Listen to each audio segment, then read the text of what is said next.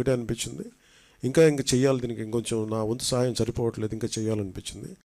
so దాదాపు 400 పంచాయతీలు అనుకుంటే, నేను ఒక్కొక్క పంచాయతీకి వ్యక్తిగతంగా నా తరపు నుంచి ₹1,00,000 డైరెక్ట్ పంచాయతీకి వెళ్ళేలాగా ఎలాగ ఉండాలి అనేది